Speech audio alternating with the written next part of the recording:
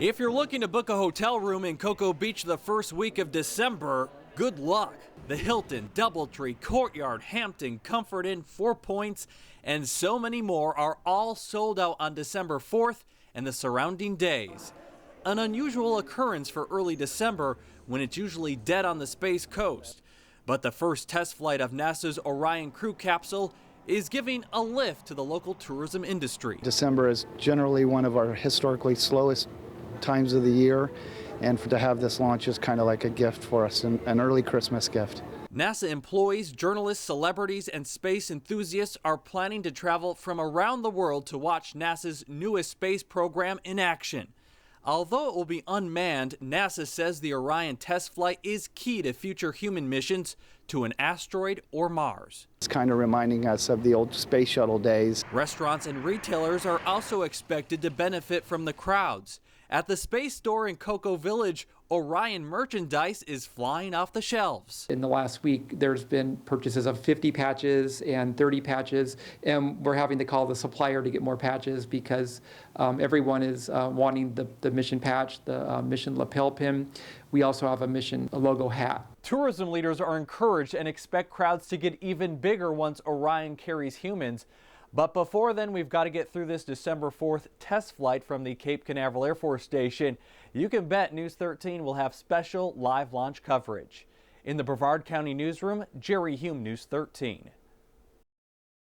It might come as a shock for us here in Central Florida and the Space Coast, but for many Americans, they believe NASA has shut down, that it ended when the space shuttle was retired.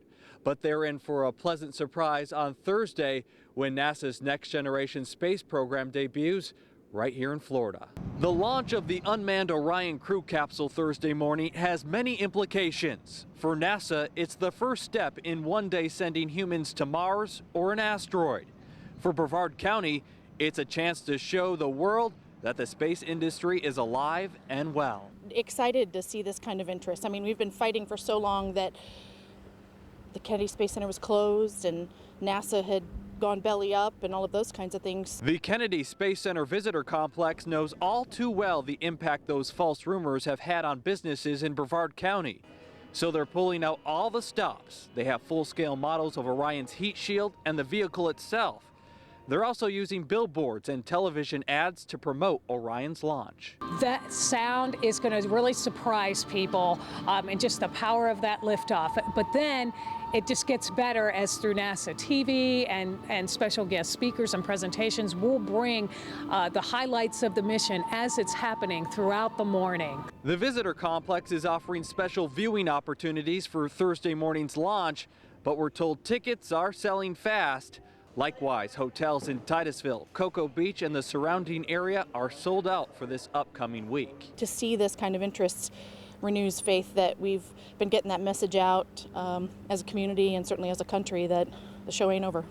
And tourism leaders hope that when Orion eventually carries humans on board, that'll be like the old shuttle launch days, when parking lots like this one are packed.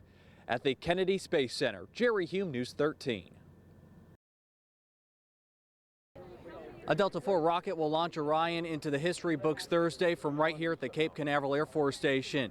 The first flight, the first step in NASA's mission to send humans to Mars. The Orion crew capsule sits ready on the Delta IV and its rocket boosters, ready for its first test flight, an unmanned journey twice around planet Earth to test systems that will one day be needed to send humans to the Red Planet.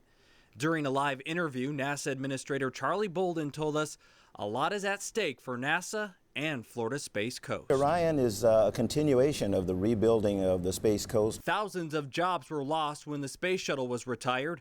7,800 civil servants and contractors currently work at Kennedy Space Center. It's never going to be what it was during Shuttle or Apollo, where we had 15,000 or 25,000 during Apollo, but we will go back to a higher number. And with hotels booked, journalists everywhere, there's hope that people will show up to watch Orion take its first flight into space. I hope the causeway is lined with cars, and I hope this is reminiscent for people who are old enough to know of the days of early days of Shuttle, when there were flags from nations all over the world out here. I think you're going to see that tomorrow morning. Because this is no ordinary launch, not like what we've seen in years past.